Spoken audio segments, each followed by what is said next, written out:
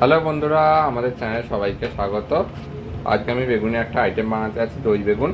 ঠিক আছে, তো দেখো সোনিয়া কি সুন্দরভাবে বেগুনগুলো গোল গোল কেটে নিয়েছে, দু চারটে একটু লম্বা লম্বা করে কেটেছি। ওটা কি অন্য কিছু খাবে? না না, ওটা বোটার দিকে বলে তাই। আচ্ছা, দই বেগুন বানাবো।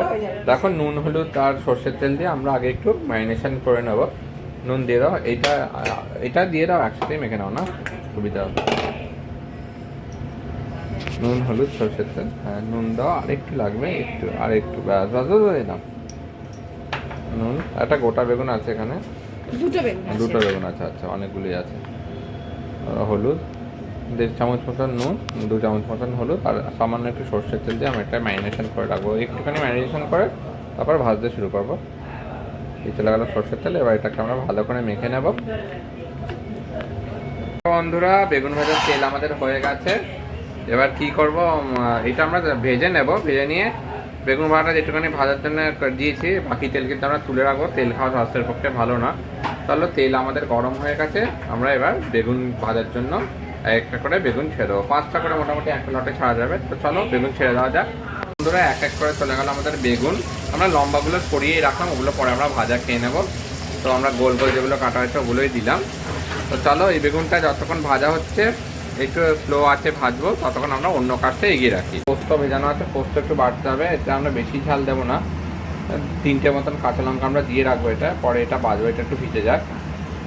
আর দেখো, এখানে আমাদের দই রেডি আছে। এখানে আমরা কি কি দেবো দেখাচ্ছি।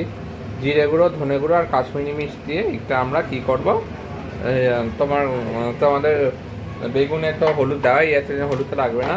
জিরে গুঁড়ো, ধনে গুঁড়ো, কাশ্মীরি মির্চ আর গরম মশলার গুঁড়ো দিয়ে দইটা আমরা ফেটিয়ে নেবো আগে। চলো, সব 1 চামচ করে দিয়ে দাও।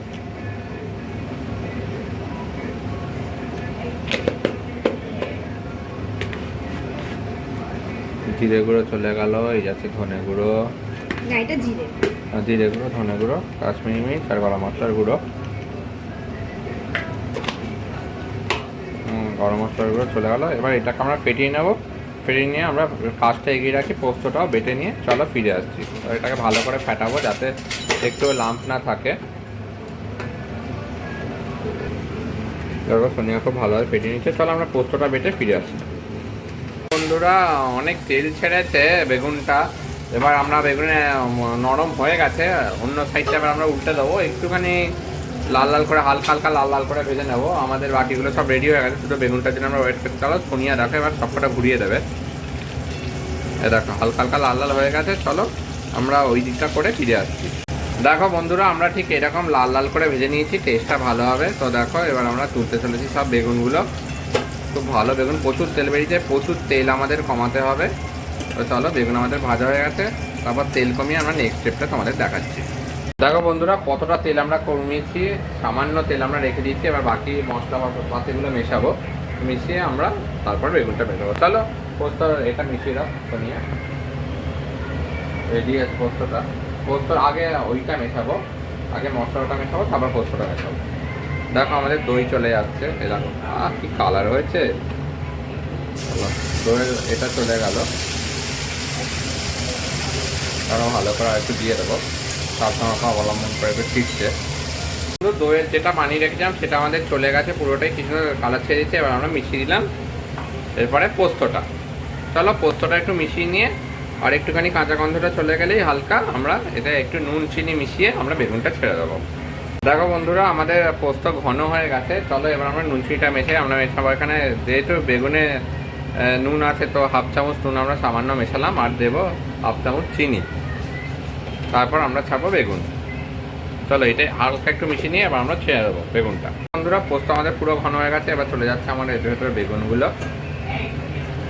একটা একটা করে। গরম আছে, ঠিক আছে, একটু সেদ্ধ হবে আর জুসও ঢুকে যাবে। চলো, এই পুরোটা বেগুন করে আমরা এর ভেতর দেবো একটু ধনেপাতা কুচি, তাহলে আমাদের রান্নাটা কমপ্লিট হয়ে যাবে। চলো, বেগুন আমাদের চলে গেল, একটুখানি ফুটুক, তারপর আমরা লাস্টে ধনেপাতাটা দিয়ে তারপর আমরা নামাবো। চলো, দেখা হচ্ছে একটু পরে।